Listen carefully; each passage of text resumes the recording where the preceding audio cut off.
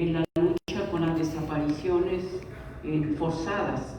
Hablemos de fines de los 80, de fines de los 70, son madres, fueron mujeres las que están, las Madres de Mayo en Argentina.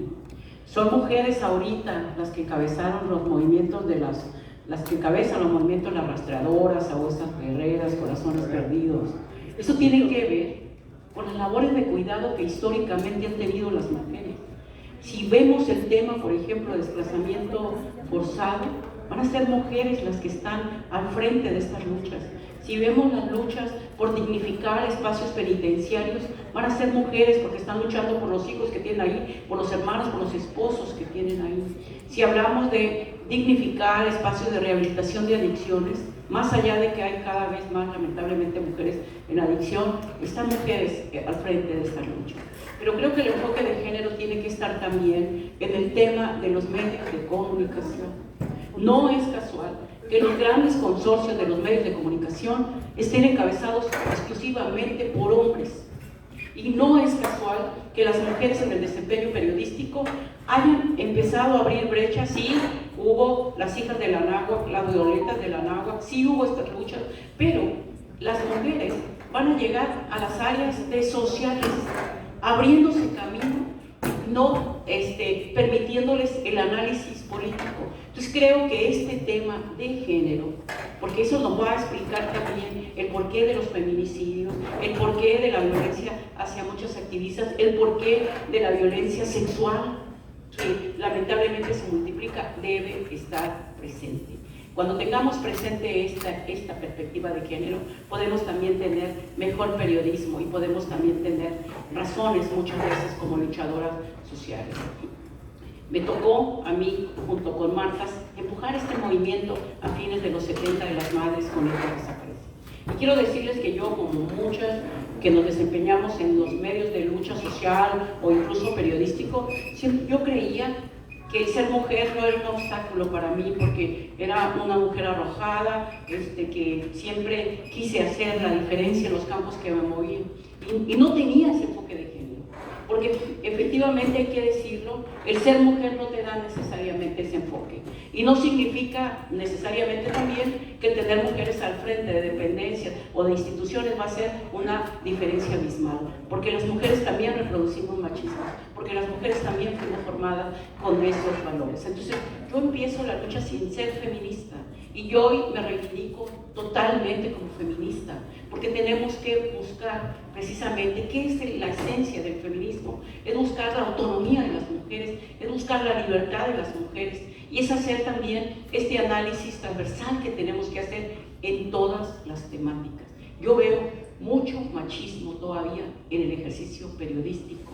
Preguntémosles a las periodistas de a pie cómo les afecta su doble jornada. Cómo cuando tienen hijos a veces son relegadas de los espacios de mayor jerarquía dentro de los medios de comunicación, cómo esa doble jornada les hace a veces que no tengan los salarios que tienen sus compañeros varones. Preguntémosles a esas mujeres cómo sufren también el tema de acoso sexual en el trabajo y acoso laboral en el trabajo. Creo que este enfoque debe estar presente, y luego en mis otros 4 minutos sigo con mi historia personal. Gracias, doctora Patti. Sería la misma pregunta. ¿Cómo crees que ser mujer ha marcado de manera diferenciada el ejercicio de tu labor periodística, y cuáles encuentras como retos y dificultades? Bueno, buenos días. Gracias a Iniciativa Sinaloa por la invitación, y gracias a todas y a todos ustedes por estar acá. Bueno, sí, ahí me voy a centrar directamente en cómo fue como mi inicio y cómo ha sido el paso por el periodismo, ¿no? Bueno, yo caí en el periodismo por accidente, casi. Venía a la academia y me atrapó. El periodismo es apasionante, ¿no? Yo creo que también como mujeres es como un instrumento como para volcar, ¿no? Lo que de alguna manera estamos viendo como injusticias, como extender casi los cuidados, creo. Así lo viví yo al principio.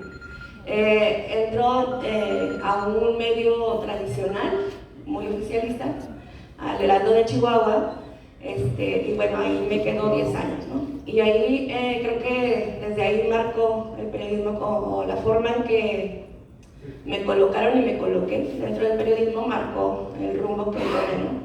Este medio, como varios, después supe, por ejemplo, con las amigas, compañeras que crearon la red Periodistas de a Pie, nació más o menos con este espíritu. Como mujeres no te dan, o no te daban en aquel tiempo y en estos medios, fuentes que consideraran importantes, ¿no? Como el Poder Judicial, como el Poder Legislativo, como cubría al gobernador, bueno, antes eran los gobernadores, ahora hay una gobernadora, generalmente eran, pues me tocó conocer temas de salud, de educación, religión, asociaciones asistenciales, ¿no? Ajá, todo lo social, exactamente como decía la licenciada. Pero justo eso es lo que te pone en contacto con la gente directa, ¿no? Y como mujeres también que hemos sido formadas en una cultura de la culpa, ¿no? De la indignación, del cuidado, pues no es difícil engancharnos con estos temas y aparte siempre me ha gustado la investigación. Y así fue como comencé con estas áreas de meterme hasta el fondo, no sé, de algún caso de injusticia del Seguro Social, un caso de los temas de educación, con casos de pederastia, ¿no? Que después se volvieron como un bonus para el periódico, casos de asistencia, o sea, conocí como las entrañas, ¿no? de esta sociedad como de la que más se le dificulta vivir.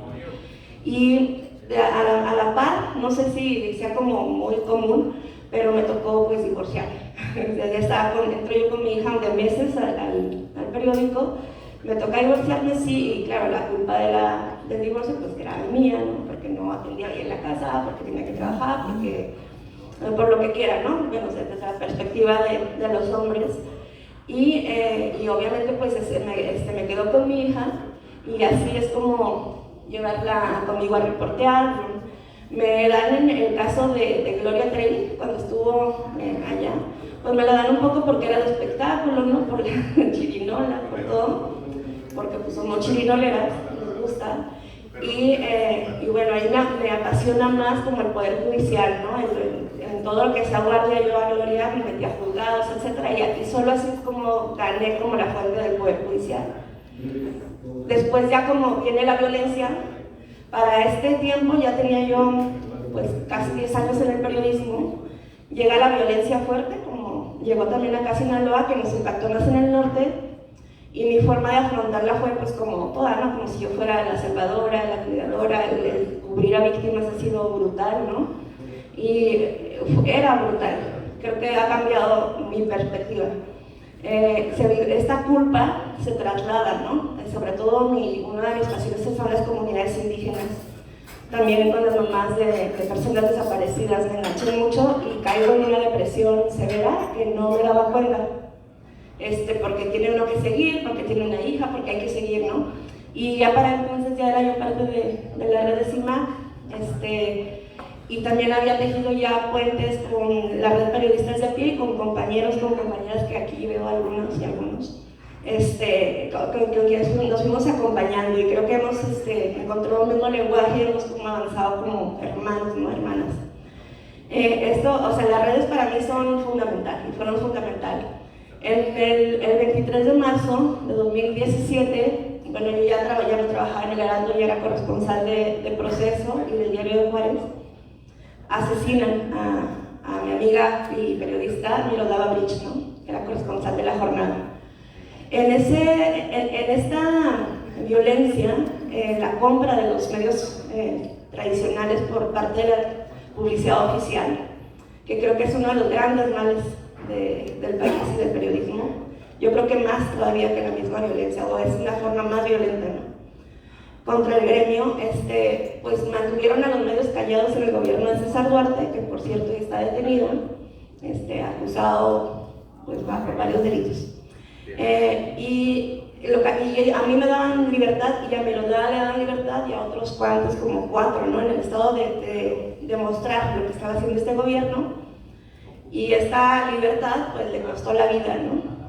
Y como nos veían como juntas, porque en esta soledad que se sentía como de que no se la da física porque había amigos en la red y todo, pero sí es una soledad de estar cubriendo algo que no todo el mundo está cubriendo, nos unimos a compartir información, ¿no?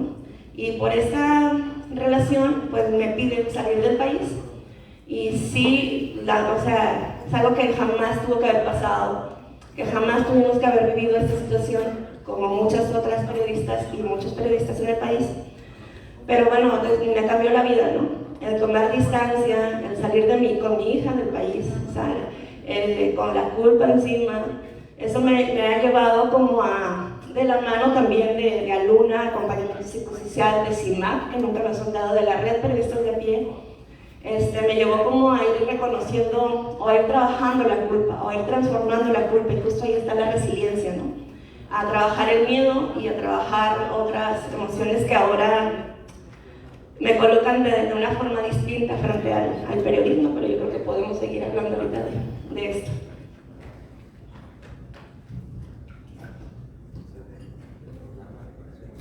Muchas gracias, Pati. Lucía, la misma pregunta de las compañeras.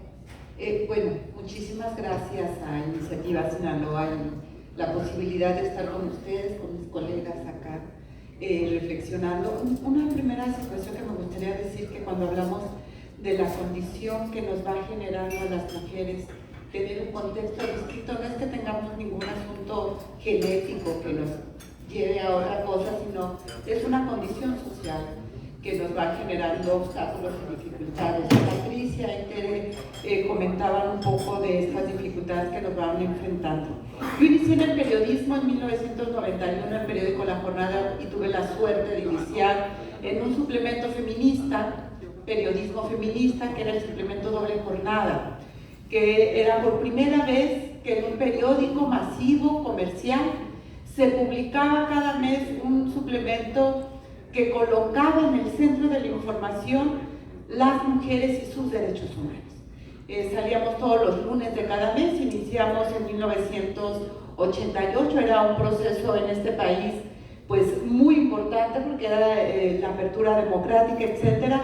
Y en el periódico La Jornada, que en ese entonces quería ser un periódico que diera voz a las sociedades, que colocara en el centro los movimientos sociales, pues cabía precisamente que uno de los movimientos más importantes en la historia de la humanidad, que es el feminismo, pudiera tener precisamente una visión periodística de lo que estaba ocurriendo. Entonces, mi formación como periodista se da en ese suplemento de La Jornada, que es el suplemento Doble Jornada, que dejó de existir en 1997.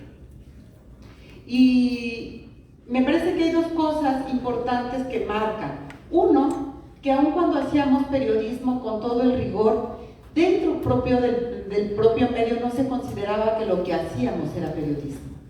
Pensaban que como hablábamos de la mitad de la población, que somos las mujeres, tocábamos temas poco importantes, tocábamos temas que no eran relevantes porque no eran de la gran política, porque no seguíamos al presidente, porque no seguíamos a los gobernadores, porque sí hablábamos de lo que ocurría en el Congreso, pero no desde la mirada tradicional de la cobertura del Congreso, sino desde la mirada de lo que estaban haciendo las diputadas y los temas que estaban colocando. Por ejemplo, recuerdo cuando en el Congreso, a mí me tocaba reportear esto, se discutió el presupuesto para cáncer de mama y entonces los diputados decían: qué barbaridad, hemos caído en una bajeza de la política porque ahora nos tenemos que hablar de temas poco importantes, de que hacia las señoras les da cáncer. Esa era la sociedad política que estaba en ese momento, y eso es lo que me tocaba hablar. ¿Qué había entonces alrededor? Que los compañeros periodistas te miraban raro cuando tú te parabas en una conferencia de prensa y preguntabas ¿qué ocurre con las mujeres? Y entonces todos volteaban y decían: ¿pero por qué pregunta eso si eso no es importante? Y me parece, y coloco esto porque este tipo de paneles no existirían sin toda esa historia. En esta lógica, en CIMAC, lo que partimos desde el origen, que nacemos en 1988, es romper uno de los primeros mandatos patriarcales que tenemos las mujeres periodistas, que es no aliarnos entre nosotras y construir un trabajo colectivo. Y así impulsamos la Red Nacional de Periodistas que nace formalmente en 1995 en esta lógica de cómo rompemos los aislamientos para poder caminar juntas en un contexto donde a todas nos violenta por el simple hecho de ser mujeres. Decía Teresa, el hostigamiento y el acoso sexual. Era un tema que no hablábamos las periodistas porque hablar de ello parecía que nos hacía menos. Romper el silencio de la violencia que vivimos dentro de las redacciones era un tema fundamental. Yo recuerdo que en este encuentro donde conformamos la Red Nacional de Periodistas, una colega precisamente de acá, que en ese entonces trabajaba en Televisa, denuncia el hostigamiento sexual que está viviendo de su jefe de información. Y a nosotros nos parece lo más lógico que si estamos naciendo como Red Nacional de Periodistas, hiciéramos una denuncia pública. La respuesta inmediata fue el despido de ella. Esas son las condiciones a las cuales nos enfrentamos como periodistas cuando rompemos los silencios de esta violencia que está en torno a nosotras, y creo que finalmente el Me Too Periodistas que en México nace y que deja en evidencia esta violencia estructural que vivimos, que nos impide hacer un periodismo libre, porque efectivamente nos persiguen por el trabajo que hacemos, pero también dentro de nuestras redacciones nos persiguen por el trabajo que hacemos, pero también por ser mujeres. Y cuando nosotras denunciamos ese tipo de violencia, nos volvemos focos de atención que nos denominan complicadas, conflictivas, exageradas, etcétera, etcétera, etcétera, porque hay un menosprecio de lo que ocurre con nosotras, porque se cree que lo que ocurre con nosotras es poco importante. Entonces me parece trascendente este foro que ustedes han colocado acá en Sinaloa para hablar de este contexto en el cual las periodistas estamos en este país haciendo nuestro trabajo pese a todas las resistencias misóginas. Muchas gracias, Lucía. Martita, ¿cómo considera que ser mujer ha marcado su labor como defensora de derechos humanos y cuáles han sido los principales retos? Bueno, el ser mujer en este país, en esta sociedad machista, es cosa muy seria, como ya lo hemos visto, como lo hemos sentido, como lo hemos vivido. Ciertamente, para emprender la lucha por los derechos humanos, no es necesario ser precisamente mujer. Cualquiera tenemos obligación de defender los derechos humanos.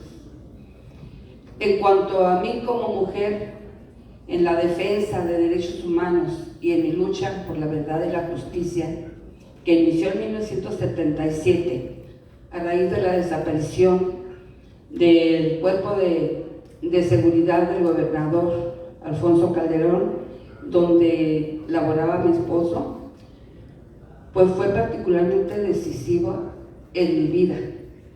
Me marcó para siempre, porque en ese entonces las mujeres no teníamos voz, no contábamos para nada. El ir a la Procuraduría, ir a las diferentes oficinas de los cuerpos de seguridad para preguntar por una persona que se encontraba desaparecida, era encontrarnos con un muro de frialdad y de humillaciones. Nos miraban como poca cosa. Lo que decíamos no les hacía mella alguna, y todo fue que nos empezáramos a unir todas las personas que teníamos un familiar desaparecido, cuando pudimos tener voz, cuando finalmente nos empezaron a recibir las autoridades. Se dieron cuenta que unidas somos más, ciertamente, pero sobre todo tenemos mucha fuerza. Las mujeres tenemos una fuerza interior que el hombre no conoce, una fortaleza que nos da el amor, ese amor que nos hace sobreponernos, valorarnos y decir, sí puedo y lo voy a hacer. Me tienen que escuchar y gritaré, Gritaré si no me quieren escuchar aquí, me escucharán en otras partes. Tenemos que luchar como mujeres para que la sociedad también nos escuche, nos entienda, nos valore y nos apoye. En el camino hemos encontrado a personas de todo tipo, pero hay más personas buenas. Y no digo género porque no importa, las personas son buenas o no, de cualquier género. Aquí lo importante es que nos supimos valorar como mujeres y pudimos presentar nuestros casos, que por cierto ahorita mi caso está a punto de entrar a la Comisión Interamericana de Derechos Humanos para ser presentado. Esperemos que este caso, que afecta a 6 familias sinaloenses, todas de la ciudad de Culiacán, pueda ser ventilado en la Corte Interamericana. Es parte de la voz que tenemos como mujeres. Hemos aprendido que no solo podemos caminar, podemos volar. Tenemos las alas de la pasión y con ellas podemos llegar muy alto. El autocuidado como mujeres es muy importante. Nos enseña a valorarnos, a superar cualquier obstáculo que se nos presente. Pero sí estoy cierta que solo la unión nos hará más fuertes. Parece trillado, pero es la verdad.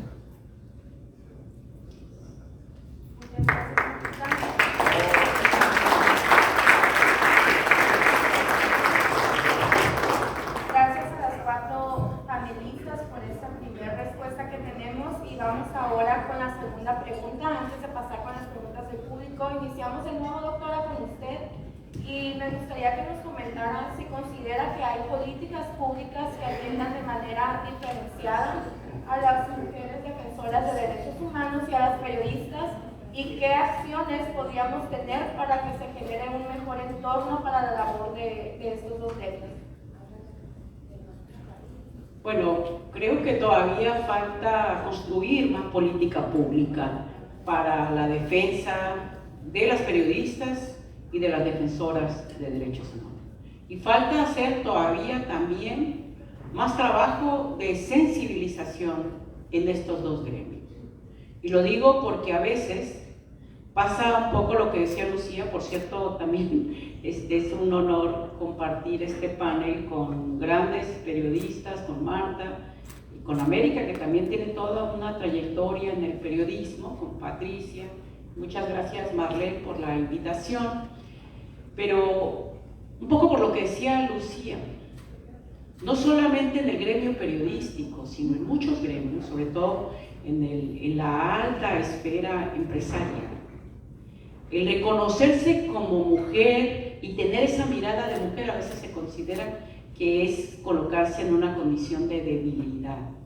Y muchas mujeres que están disputando espacios de poder en esos niveles, lo que menos quieren es tener esa mirada feminista, porque la consideran condición de vulnerabilidad. Y por eso digo que sí falta más política pública, y esa política pública debe llegar a un poco también lo que comentaba Lucía, a romper silencio, porque estoy segura que hay muchas periodistas que pueden ser objeto de violencia de diferentes tipos.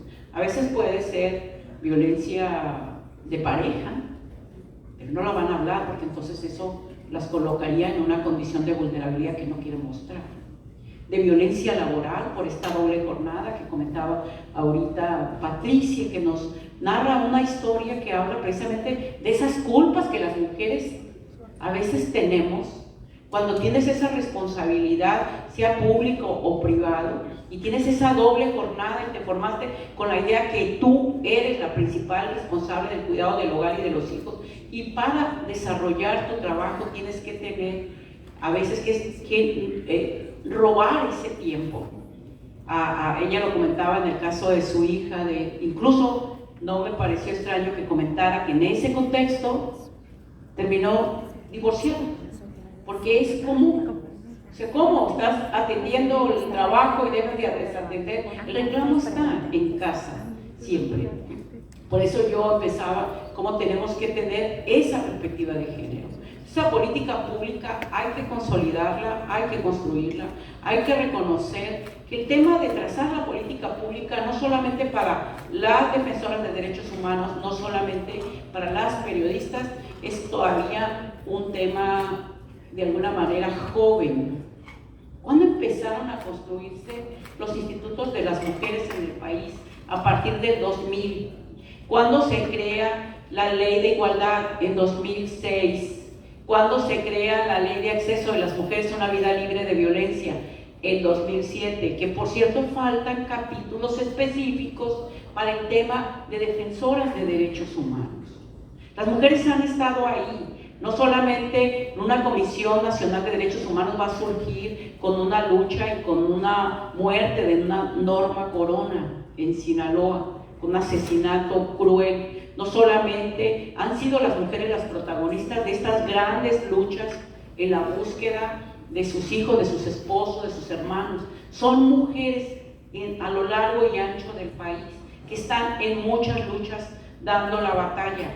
Y también hay cada vez más, no suficientes todavía, muchas mujeres sobresalientes en el ámbito periodístico, pero enfrentan obstáculos. Veamos los nombres de los dueños de los grandes consorcios de los medios de comunicación. Son mandos altamente masculinizados, tan así que incluso en uno de los grandes periódicos se toma la decisión de darle el mando al yerno para no dárselo a la hija, porque está todavía esa visión, ese machismo. Entonces, creo que falta consolidar más la política pública, pero también falta sensibilizar a las mujeres. Y lo digo porque me ha tocado platicar con algunos gremios, sobre todo de rastreadoras, de las abuesas guerreras, y cuando les hablamos del tema de género, que no es casual que sean ellas las que estén enfrente por el tema de labores de cuidado,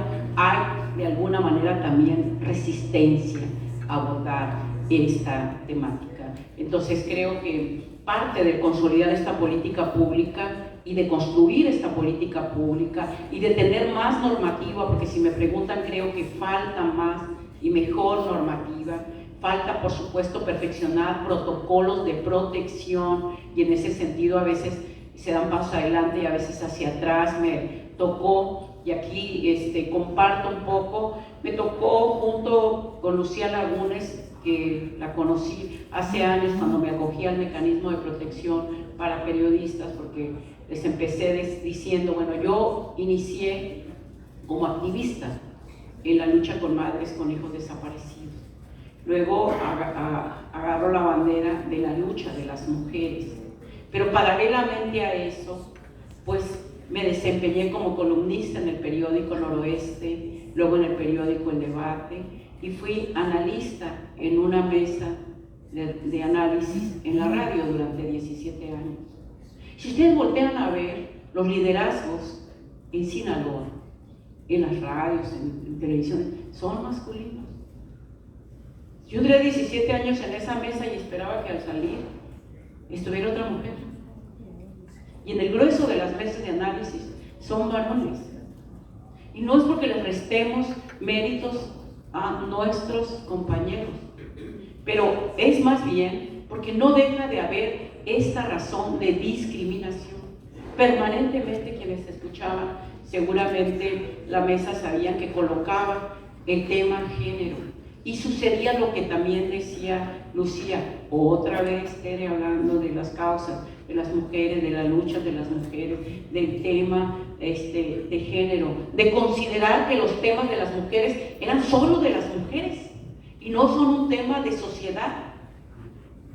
No solamente en el tema del cáncer, en el tema de la violencia, es un tema de todas y de todos. Entonces, yo logro compaginar, vamos a decir, esa dualidad de tener una trayectoria como luchadora social, porque me integro tanto a la Comisión Estatal de Defensa de los Derechos Humanos, que era independiente, como al Frente Cívico Sinaloense y luego al Colectivo de Mujeres Activas Sinaloenses, paralelamente desarrollando una labor periodística. Nunca me consideré totalmente, sentía que pues, el tema de ser periodista todavía era algo, decía, bueno, soy colaboradora de medios. Pero decir, las mujeres tienen más obstáculos, por supuesto, por esto mismo que compartía Patricia, porque siguen teniendo esa doble jornada, porque siguen siendo todavía invisibilizadas esos obstáculos y esas diferencias. Y creo, bueno, hoy tengo una responsabilidad pública y obviamente el estar en esta mesa también es un reto y es un compromiso el tratar de fortalecer más política pública para la protección de las mujeres que son defensoras de derechos humanos, que la gran mayoría que está al frente de las luchas de las mujeres, digo, de las luchas, de las grandes causas sociales, son mujeres. Son las feministas, son las activistas, son las buscadoras, las que salen a la calle buscando a sus hijos, a sus familiares, son mujeres. Entonces sí falta consolidar política pública y falta trabajar más perspectiva de género en el medio periodístico. Debemos de pugnar porque haya más poder de las mujeres en los medios. Muchas gracias, doctora. Patti, ¿consideras que hay políticas públicas que atiendan de manera diferenciada a las mujeres activistas y periodistas? ¿Y qué acciones consideras que pueden mejorar nuestro entorno? Bueno, como mujeres en general, sí, se supone que hay políticas públicas, ¿no?, para hacerlo, que se atiende de manera diferenciada, por supuesto que no. Y yo creo que a la par de generar o de perfeccionar estas políticas públicas, lo que falta es voluntad, ¿no?, para cumplir con las leyes, con lo que ya hay. Llega un gobierno estatal, federal, municipal, y lo que hacen es manosear estas leyes, ¿no? No tendría que haber una regulación de publicidad oficial, por ejemplo, porque ya el presupuesto en sí debería estar como regulado, o sea, por moral, se supone que va para promover acciones de gobierno en espacios pagados de los medios, pero no para controlar líneas de información, ni para dejar de decir el infierno que en cada estado se vive, ¿no? Tendría que respetar la libertad de expresión, la libertad de cada periodista que lo ejercemos en función de la sociedad, ¿no? Yo creo que lo que falta es voluntad, y me gustaría centrarme en esa falta de voluntad y en esa ausencia de voluntad y de responsabilidad que no ha asumido el Estado, ni en el caso de la protección para defensoras y defensores, ni en el caso de periodistas, ¿no? Y bueno, me centro en las de los periodistas, que es donde me ha tocado acompañar y estar, ¿no? Yo en lo personal no creo, y para mí una forma de protección y de protocolo es no estar en el mecanismo federal, ¿no? Eso lo decidí después de tiempo, pero no como algo sin analizar, ¿no? He visto también cómo ha desgastado emocionalmente a compañeras y compañeros. Parto de que sí creo que ha salvado vidas el mecanismo federal, ¿no? Simplemente mi caso, como es como un caso de narcopolítica, el que llevó al asesinato de Miroslava, naturalmente no creo, no me siento segura. Y creo que como me ha tocado aprender de estrategias, de análisis, pues ha sido justo a través de las redes que les comentaba, ¿no? Y también veo que mujeres que buscan a sus hijos, que por cierto, para mí hoy soy el pilar que sostiene este país, ¿no? No sé qué pasaría sin ustedes. Tampoco hay una ley, por ejemplo, de desplazamiento forzado, pero tampoco hay voluntad para atender a las víctimas de desplazamiento. Y yo no sé si el Estado o quien esté gobernando en turno no se da cuenta de cómo está creciendo México, ¿no?, a través de sus víctimas. ¿Por qué? Porque estamos aprendiendo, y lo veo cada vez más, estamos siendo más conscientes de la resiliencia que tenemos. Estamos siendo más conscientes de que nos toca a nosotros aprender a defendernos, a tener seguridad ante esta ausencia de Estado, ¿no? Un ejemplo son las mamás desaparecidas, otro ejemplo son los desplazados, las personas desplazadas.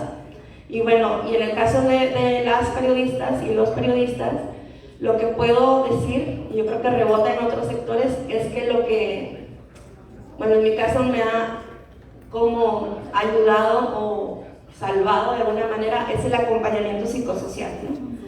el acompañamiento psicosocial que parte de no patologizarme, o sea, de no patologizarme como no estoy enferma de depresión, no estoy enferma de, no sé, de ataques de pánico quienes los padecen, ni de ansiedad, no estamos enfermos en lo individual. Hay una sociedad enferma, corrupta, impune, que nos genera estas emociones, ¿no? Que nos paraliza, que nos genera esta como infelicidad, que nos genera la culpa, que es lo que decía Lucía, ¿no? Y esto aunado a que culturalmente y socialmente las mujeres somos responsables casi de todo, pues se pesa más, ¿no?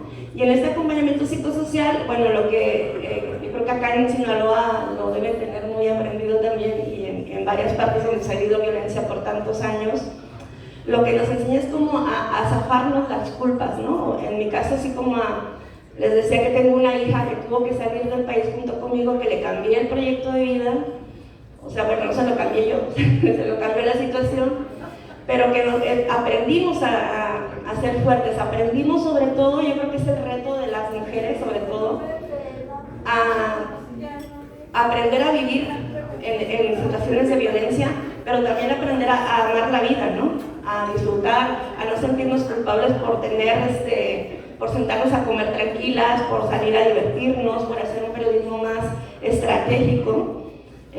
Y por otro lado, a reconocer nuestro miedo, ¿no? Yo creo que eso también el acompañamiento psicosocial en mi caso ha sido fundamental, a reconocer los miedos, que de pronto también esta sociedad nos enseña que tenemos que ser valientes, a que no podemos nombrar, o sea, no podemos vernos débiles en ningún momento porque pues no, o sea, estamos cuidar a la esposa, a los papás, a las hijas, a los hijos, y tenemos que estar ahí, ¿no?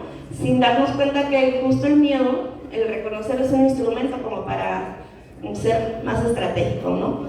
Esto creo que nos ha ayudado mucho como periodistas. En la red Periodistas de a Pie hemos creado una alianza de medios independientes, ¿no? Por cierto, la mayoría liderados o empujados por mujeres. Y que ahí hemos aprendido a nombrar las emociones. Hemos aprendido a decir, no puedo escribir, estoy bloqueada, necesito contención, necesito apoyo. Hemos aprendido a reconocer que necesitamos especialistas a nuestro lado también, ¿no? O expertas, expertos. Y en ese sentido, por eso digo que no sé si las autoridades se den cuenta que hay una sociedad que está creciendo o que se está haciendo más fuerte, ¿no? Que está encontrando sus propias estrategias como para salir adelante, para sobrevivir, como para empujar más cosas. Y las autoridades no están a la altura. Yo siento que se quedaron, sí, con más leyes, sí, con más políticas públicas, que faltan muchas, por supuesto, pero siento que se quedaron como en el pasado, ¿no? Igual que las escuelas, por ejemplo, sobre todo las escuelas públicas de periodismo, de comunicación, o sea, que no han estado como a la altura de formar o de integrar como las coberturas de riesgo, este tema de lo psicosocial o lo psicoemocional, que tanta falta nos hace, ¿no? Pero sí, creo que hay mucho dinero desperdiciado en políticas públicas que ya existen y que obviamente si les vamos generando como más ideas, pues si no hay voluntad, no va a avanzar esto.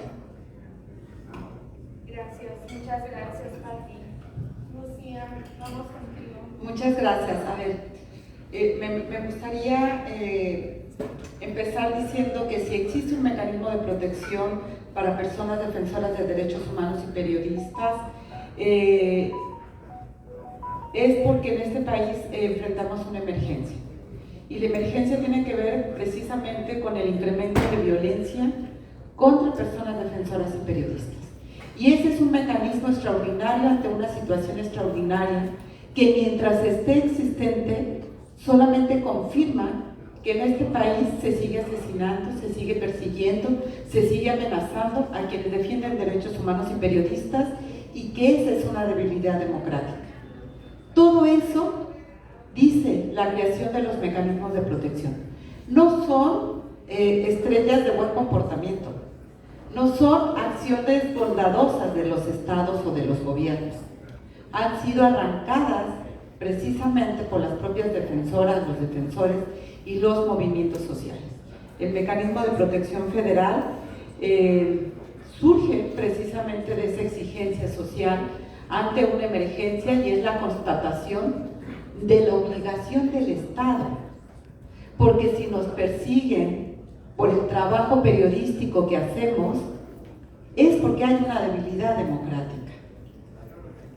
Es porque hay una permisividad de las autoridades para que se nos persiga, se nos amenace, incluso se asesine.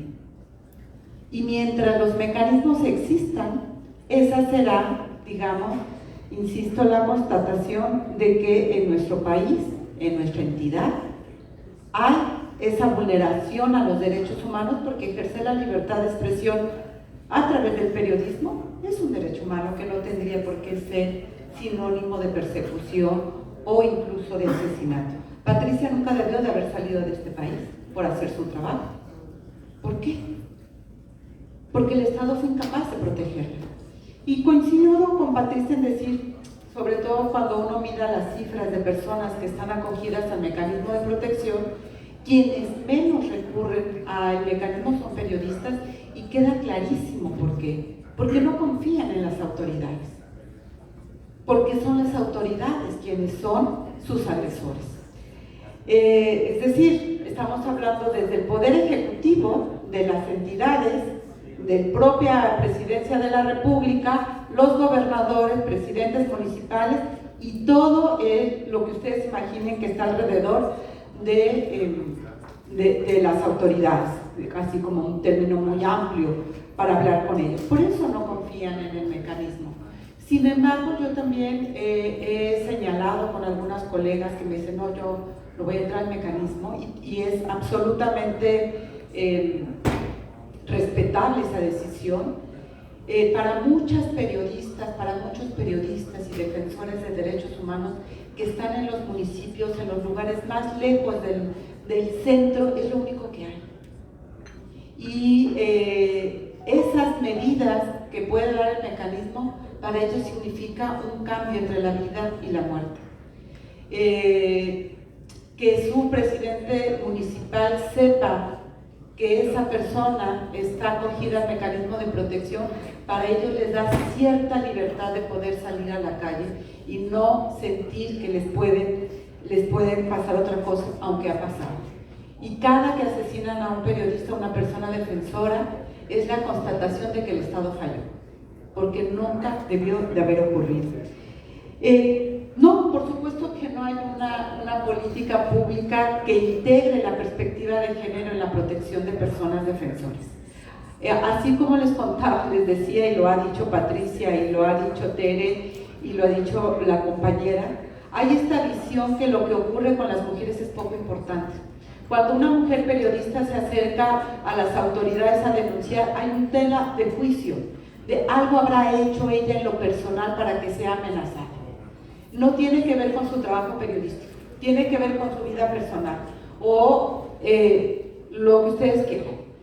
Las campañas de difamación que se suele hacer contra las mujeres periodistas se centran en su quehacer de género, es decir, si son buenas madres, si son mujeres que cuidan a su familia, si se visten bien, si no se visten bien, si hablan bien, si no hablan bien, etc. Hay constantemente ese doble rasero y no se miran al momento de analizar el riesgo o las medidas de protección, no se mira, no se analiza esta dimensión social de desigualdad que enfrentamos las mujeres. Recuerdo ahora que tú compartías, cuando ingresaste al mecanismo de protección, entender lo difícil que es para una mujer ser columnista en un espacio, columnista política, en un espacio donde solo la voz de los hombres es valiosa y lo que se dice es leer de otra manera el riesgo que está enfrentando una columnista política por escribir lo que escribe. No es el mismo riesgo que un compañero, porque incluso algo que nos parece, y desde el trabajo que hacemos en CIMAC, lo hemos ido constatando, cada que una mujer periodista denuncia una agresión, no es el mismo respaldo de los compañeros. No es el mismo respaldo. Cuando un compañero denuncia una agresión, inmediatamente se arreglan filas. Inmediatamente empiezan las acciones. Hay que hacer algo, hay que construir una carta, hay que denunciar. Pero si una compañera denuncia, híjole, quién sabe, es que fíjate que hay una tela de juicio. Algo hizo, algo no hizo bien. Y eso le genera mayor vulnerabilidad porque saben que no van a tener la misma protección. Por eso también es tan importante las redes de periodistas, y eso lo sabíamos cuando desde CIMAC empezamos a empujar la construcción de redes. Romper el aislamiento con el cual hemos crecido las mujeres precisamente nos fortalece para construir.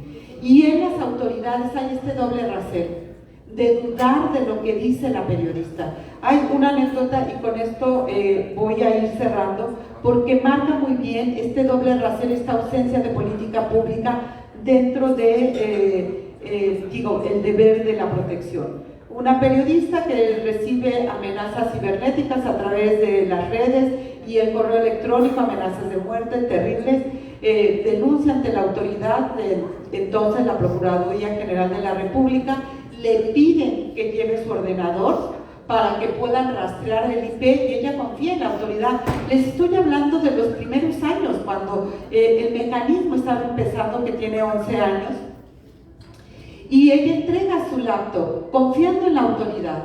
Y cuando va a ratificar, aquellos que eran, se supone, los que tenían que dar seguimiento, la empiezan a mirar de arriba para abajo y le dicen: ya entendimos, a usted le gusta mucho tener novios, ya vimos que su correo de no sé quién, y ya vimos que le miraron la vida personal y no dieron el seguimiento a las denuncias que ella tenía por las autoridades que estaba investigando. Es decir, esta doble mirada que se hace cuando una mujer denuncia por su trabajo, se mira inmediatamente en cuestiones personales.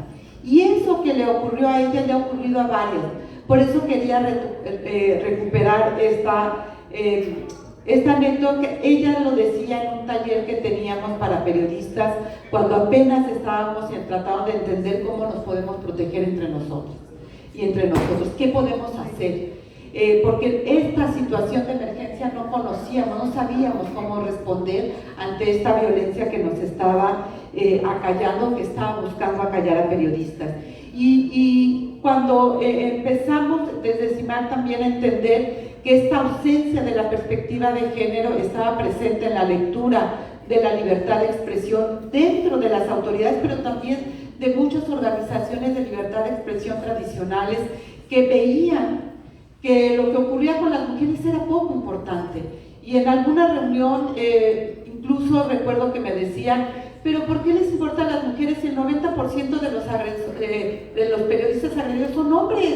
¿Por qué nos vamos a detener en la otro pedacito? Hay que ver el conjunto. Por eso en CIMAC empezamos el registro y documentación de las agresiones contra periodistas, porque esta lectura de que lo que ocurre con las mujeres es poco importante, había que hacerlo visible y había que documentar aquello que estaba ocurriendo. Y con esto cierro para demostrar este prejuicio sexista que sigue recayendo sobre nosotras. En un evento que hubo en el Congreso de la Cámara de Diputados, yo explicaba lo importante que se incorporara dentro de la política pública la perspectiva de género, y la respuesta fue: no es necesario, porque a ellas las matan por ser periodistas, no por ser mujeres. Es decir, esta ausencia de leer integralmente lo que ocurre con nosotras nos lleva a veces a las mujeres a tener que decidir qué decimos, que la agresión es por esto o por aquello, como si no fuéramos lo mismo. Somos seres humanos que hacemos un trabajo que sirve a la sociedad. Y me parece que esta ausencia de reconocimiento social del trabajo tan valioso que se hace desde las periodistas también no acuerpa esta protección que requerimos, y a veces nos deja muy solas. Entonces, porque además, y con esto cierro, las periodistas hemos colocado precisamente a las víctimas en los medios de comunicación.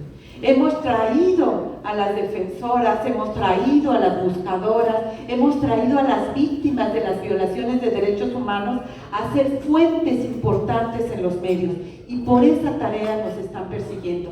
No se hablaría de la violencia feminicida, no tendríamos el 25 de noviembre, que en 2 días estará nuevamente con esa potencia, si no hubiéramos estado las periodistas abriendo el espacio en los medios de comunicación para que estos temas dejaran de ser de las mujeres y se convirtieran en espacios de política pública, de responsabilidad del Estado y de la sociedad en su conjunto. Y por eso también nos persiguen y no debe de ser así. Entonces, claro que no hay una política pública que integre toda esta mirada, porque hay un prejuicio misógino que le permite cegar y ocultar y visibilizar el trabajo que hacemos las mujeres. Gracias, Lucía. Martita, ¿considera que las agresiones a las personas defensoras de derechos humanos, mujeres y periodistas, se atienden de una manera diferente a la de los hombres, y qué le gustaría que fuera diferente para que tuviéramos un mejor entorno? Definitivamente no se atiende de la misma manera. Siempre hay un sesgo preferentemente a cuidar a los hombres, a periodistas hombres. Yo no le quiero quitar el mérito a los periodistas, son magníficos compañeros y todos hacen lo mejor de sí mismos, pero las mujeres también, y no solo eso, se esfuerzan el doble de lo que hace un hombre, se esfuerzan más y tienen más cosas que las atan. Por ejemplo, cuando escuchamos a la compañera Pati decir que había tenido que salir del país y que afrontó el reclamo de que pues era mala madre y fue mala esposa porque según el hombre por eso se divorció, pero no, lo que pasa es que está mal de aquí. No ven que las periodistas, las mujeres, las defensoras de derechos humanos somos seres humanos, y con eso es lo que deberían de definirnos. Somos seres humanos con debilidades y fortalezas igual. Deben de entender que la equidad debe existir no solo para los hombres que trabajan, que deben de ser tomados igual, sino que las mujeres deben de verse en su justa dimensión. Somos mujeres que tenemos no solo un trabajo, no solo laboramos para un organismo, o para un periódico, o para una comisión, lo que sea. También somos madres, somos esposas, somos hijas, somos hermanas, y nosotros tenemos que esforzarnos doble y triplemente para cuidarnos, para protegernos y crear una hermandad entre mujeres. Si las mujeres significamos aproximadamente el 55% de la población en el país, ¿dónde están en los puestos públicos? ¿Cuántas son? ¿Dónde está la equidad de género que se preconiza nada más en tiempo electoral? ¿Dónde están? ¿Dónde está el reconocimiento a la labor periodística y a la labor laboral, al trabajo que efectúan las mujeres en cualquier ámbito? No lo ven. Es poco conocido porque no le da preponderancia. Siempre tratan de visibilizar el trabajo masculino. No lo voy a discriminar diciendo que no es igual o que es peor, es exactamente igual.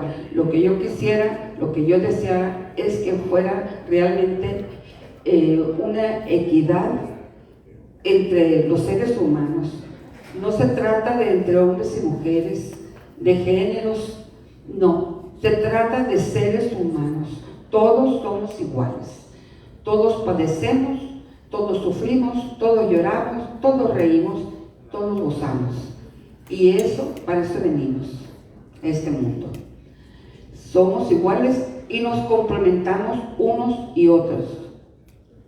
Yo pienso, es mi pensamiento personal, que no hay diferencia entre un hombre y una mujer más que la fuerza física.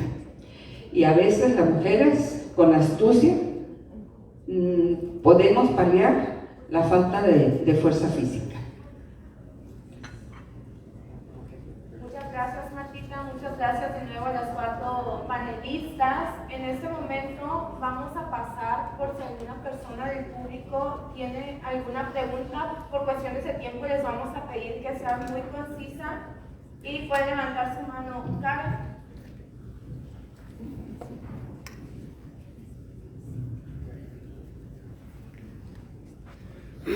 Si la pregunta va dirigida a una persona en específico, también lo pueden hacer saber, por favor. Ok, gracias. Buenos días a todas y todos. Mi pregunta es para la doctora Guerra. Doctora, un fenómeno que hemos estado viendo en los medios de comunicación es que ya las periodistas estamos tomando más espacios para las denuncias de acoso, tanto por parte de compañeros periodistas como de funcionarios. Mi pregunta es, ¿cómo se pudiera hacer o si es posible que desde la legislación se pudiera hacer algún tipo de modificación a la ley del trabajo o algo así, porque los medios de comunicación pues somos iniciativa privada, para que ya no se le brinden espacios o que se complique darle espacios a periodistas acosadores de compañeras que ya no sean recontratados en otros medios de comunicación? Porque hay un caso, por ejemplo, que sonó mucho a nivel, en nivel Twitter, no sé si a nivel nacional, del periodista Arturo Ángel, por ejemplo, que fue despedido de Animal Político por temas de acoso sexual de denuncias de compañeras. Y aunque fue muy sonado y todo en esta red social, pues el compañero pues ya sigue laborando en otro medio de comunicación. Ahorita no tengo precisamente, no recuerdo exactamente el cual. Entonces, pues como pues sí hay varios casos. Entonces, ¿hay alguna manera que desde la legislación, o sea, modificando la ley del trabajo o algo así, se le cierran espacios a acosadores sexuales, por ejemplo, en estos medios? Gracias. Ahorita no hay, pero hay que crear. Si fue posible crear una 3 de 3 para efecto de que no sean postulados a cargos públicos quienes tengan una sentencia por algún tema de violencia sexual, violencia por omisión para cubrir los alimentos, si esto es posible, entonces es posible también en la legislación tener normativa que impida precisamente la contratación de acosadores. Hemos dado algunos pasos, pero no suficientes. Por ejemplo, ahorita en esta convocatoria que hay, una convocatoria que se lanzó aquí en Sinaloa para el distintivo Sinaloa por la Igualdad, se involucra al sector privado, y el sector privado, las empresas del sector privado, que por cierto no están las de comunicación, ¿verdad, Sergio? Yo le pregunto a Sergio porque fue el que le dio seguimiento a las empresas. Y una de las condiciones que tienen para mantener el distintivo de Sinaloa por la Igualdad es comprometerse a no contratar agresores. O sea, está establecido como requisito.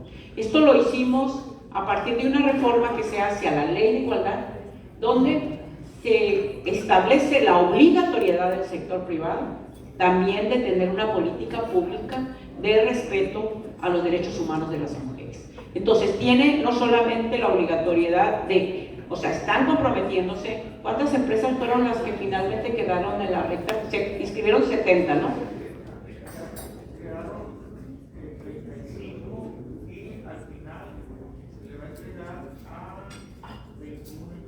Sí, o sea, estas empresas abren su nómina, aceptan que van a tener al menos 40% de mujeres, que de ese 40% al menos 10% estará en puestos directivos, que van a comprometerse a no tener agresores, que si hay alguna denuncia, estoy hablando del sector privado, van a actuar, van a tener un protocolo, van a aceptar estar capacitados.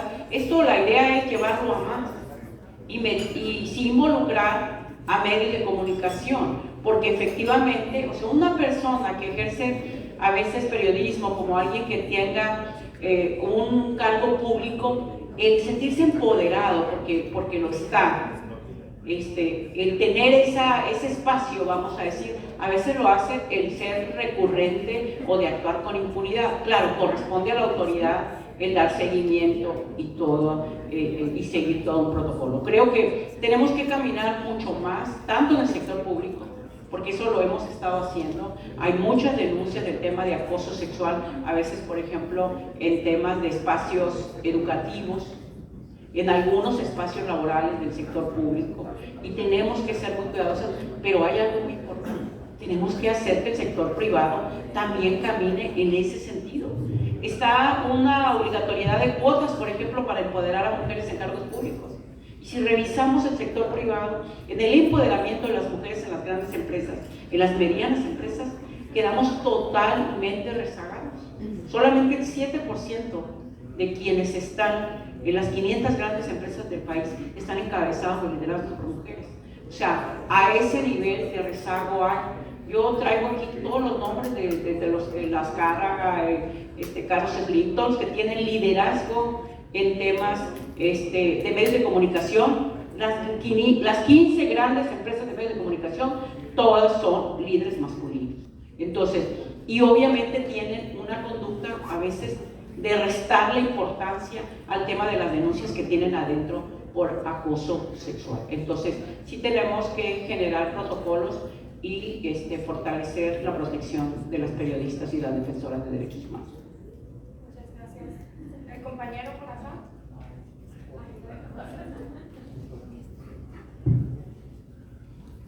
Bueno, quiero hacer una pregunta a mi compañera Patricia. Aquí nos ha tocado el tema, por ejemplo, la experiencia que tiene ella. Hay una fiscalía especializada que es la FIADME, que atiende las denuncias del puesto de compañeros defensores de derechos humanos. Entonces, le pregunto cuál ha sido su experiencia con la fiscalía especializada. ¿Por qué? Yo conozco el caso, yo vengo de Sonora, hay una compañera que está litigando en contra de la fiscalía, otra compañera de Chiapas que está litigando en contra de la fiscalía, entre otros. O sea, están protegiendo a funcionarios y funcionarios de servidores públicos que los han agredido. A mí me tocó estar en la Ciudad de México, con una compañera, pero no le hacen caso. Entonces, están litigando en contra de la propia fiscalía, que fue precisamente con el espíritu y con el ánimo de proteger a periodistas y defensores de derechos humanos, y ahora ese espíritu ya se perdió. Ahora están protegiendo a funcionarios, servidores públicos, políticos, y están litigando contra ella. Entonces, le pregunto por su caso, de que la experiencia que ha tenido, si, ¿cómo resultó su caso con la experiencia con esa fiscalía, que para nosotros ahorita es una fiscalía que está completamente corrompida ya, que no tiene esencia para estar en esa fiscalía, porque sigue protegiendo a funcionarios corruptos? Igual, insisto que es la falta de voluntad, ¿no? En el caso de Miroslava, como en el de Javier Valdés, ha habido avances, yo creo que son de los más avanzados, pero es que ha sido súper insuficiente, ¿no? En el caso de Miroslava están detenidas 2 personas, que justo fue cuando lo trajo la FEADLE el caso, pero no ha ido al fondo, ¿no? O sea, puedo decir, el que está detenido primero y ya sentenciado es el jefe de sicarios del grupo que la asesinó. Y en ese juicio, el hijo del capo, ¿no?, que ahorita se supone que está prófugo, declaró quién era su papá, que se encarga de quitar alcaldes, está coludido con autoridades de Sonora y de Chihuahua históricamente, ¿no? O sea, hay una red de narcopolítica muy clara. Y en el caso el asesinato se originó a partir de que inició, porque ya después siguió publicando sobre el tema, cuando se desnuda a candidatos de la narcopolítica, ¿no? O sea, del PRI. Y uno de ellos era en Chinipas, que es de donde Miroslava era originaria, y es de donde sale la orden de asesinarla, pero con un contexto justo de narcopolítica, en donde hay funcionarios del PAN, y a este señor lo puso al candidato o pariente de estos capos, de los Salazar, los pone, digo, esto es público ya, ¿no? Por eso me atrevo como a mencionarlo acá. De ahí sale la orden, ¿no?, de Chinipas, de él. Pero para deslindar al alcalde de Chinipas, nos graban en conversaciones telefónicas, a Miroslava y a mí, y esta conversación aparece en la computadora del capo, ¿no?, que supuestamente era para deslindar al alcalde de que él no nos haya pasado información. Entonces está muy clara la colusión política con los cárteles, ¿no?, con ese cártel que es común en el estado de Chihuahua. Y con un partido que lo puso como candidato, y cuando sale en las públicas lo quita y pone a otros. Era muy claro, o sea, para mí no había vuelta de hoja, y no hay vuelta de hoja de quiénes deberían estar detenidos. Únicamente está el jefe de sicarios y el alcalde o el exalcalde, pero sin esta red ni de panistas ni de priistas que lo pusieron, que lo quitaron, que nos grabaron, etcétera, ¿no? Y lo que se ha originado pues son como campañas de desprestigio en mi contra, lo que decía Lucía, que yo no sé si siendo yo hombre a lo mejor hubieran permeado igual, ¿no? Y la falta de voluntad, porque el sistema, o sea, yo regreso a Chihuahua porque lo decidí y por como el acompañamiento que he tenido y porque aprendí a hacer como análisis de riesgo, de contexto, a hacer más colectividad estratégica, pero el sistema criminal está intacto, ¿no? O sea, dicen quienes saben, porque le dicen los señores, bautizan cada 15 días a niños, niñas de allá, porque pues es la cultura, ¿no? Y porque son como los Robin Hood ante la ausencia del Estado, ¿no? Y el sistema político que asesinó a Miroslava está gobernando. O sea, está gobernando, ¿no? En diferentes esferas. El único que está detenido es el exgobernador y con mucho poder. César Duarte, su gente está co-gobernando, ¿no? Entonces, desde ahí pues, no hay voluntad. La FEADLE lo sabe. La FEADLE lo tiene ahí, ¿no? Entonces, son casos públicos como el de Javier, como el de Miroslava, que generaron una presión social muy fuerte y que de alguna manera tuvieron que actuar, pero así, poquito, ¿no? Y mientras tanto, pues nos toca resistir, aprender a vivir, y yo creo que nuestra principal, yo no sé si, no la llamaría de casa, pero nuestra principal herramienta es vivir, o sea, vivir con todo, ¿no? Y ejercer con fuerza, con todo lo que podamos, pero que no nos arrebaten la tranquilidad, la felicidad, porque yo creo que esa es la fuerza como sociedad, ¿no? Y como periodistas también. No hay voluntad política, obviamente. Gracias, Pati. El compañero Ceseña. Gracias. También las gracias a todas por el valor que tienen para decir lo que tienen que decir. Cada vez que escucho una plática de parte de ustedes me conmueve y al mismo tiempo me frustro. La última frase es falta de voluntad política, ¿no es cierto? Ok. Tomando en cuenta que somos un país que ve siempre hacia arriba, y si el de arriba dice hágase, se hace, y si dice no se haga, aunque lo diga sin palabras, no se hace. El gran elefante en la mesa en este momento es el presidente de la República. Estoy enterado que a pesar de los esfuerzos que han hecho por reunirse con él, no ha habido un sí institucional. Mientras de arriba no venga una voluntad de hacer algo en serio y de crear políticas públicas determinantes, esto va a seguir igual. Sea quien sea el presidente AMLO o la siguiente presidenta, así va a ser siempre. Yo creo que para poder zanjar esto se requiere una reunión en serio institucional para que el movimiento de ustedes sea institucional, no personal, no de madres y mujeres que están trabajando en pos de algo que parece una utopía. Mientras no exista una voluntad política del máximo mandatario de México, esto va a seguir en foros y en frustraciones. Entonces yo les pregunto a quien desee contestar, ¿qué es lo que falta para que el presidente de la República tome conciencia de esto por simple humanidad?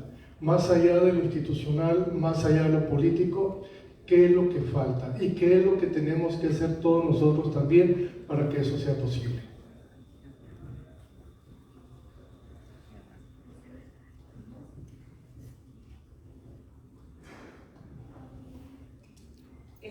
Muchas gracias por la pregunta. Yo no creo que sea esto voluntad de un solo hombre. Y pienso que cuando se promulgó la Ley General de Acceso de las Mujeres a una Vida Libre de Violencia, lo hizo Calderón, lo hizo público, manoteó en el Presidium, dijo que él también reformó, bueno, le tocó promulgar la ley de reforma laboral para evitar el acoso sexual, y también manoteó y dijo que no toleraría bla bla bla, que las mujeres habría que respetarlos, bla bla bla, y no cambió. Creo que hay dos cosas que tenemos que mirar en una mirada histórica. Las mujeres hemos hecho mucho para cambiar. todo lo que hoy existe lo hemos empujado, las leyes, los institutos, los presupuestos, etc. Precisamente para poder garantizar la igualdad entre mujeres y hombres. Lo decía Teresa, o sea, la ley de igualdad fue 2006, 2007. Tenemos muy poquito tiempo con una institucionalidad. No es un movimiento unipersonal. Uno de los movimientos más largos en la historia, tenemos más de 200 años, es el feminismo. En todo el mundo, porque no hay un solo país en el cual haya igualdad entre mujeres y hombres. ¿Y qué hay que hacer? Yo creo que lo que tenemos que empezar es hacer conciencia, precisamente, y sancionar la violencia contra las mujeres. Y sancionar entre ustedes. Yo creo que aquí todos conocemos quién es quién. Los hombres conocen quiénes son los hostigadores, quiénes son los violentadores, quiénes son. Todos. Sin embargo, su silencio se vuelve cómplice. Nosotras hemos hecho lo que nos ha tocado hacer. Dar la cara, hablar públicamente, cambiar, construir políticas públicas. Pero nos falta el otro lado. En todas las reuniones los compañeros pueden hacer un chiste sobre una mujer, sobre su experiencia, y es gracioso. No, no es gracioso. Porque cada que tú haces eso y lo toleras, lo que generas es esa permisividad social. Cada que tú como varón, en lo individual, pero también en lo colectivo, menosprecias a las mujeres, pues lo que estás permitiendo es que eso se replique. Entonces creo que hay una parte bien importante, lo decía la compañera, todos tenemos derecho a llorar, a sentir, indudablemente, pero hay una parte importante que no nos olvidamos.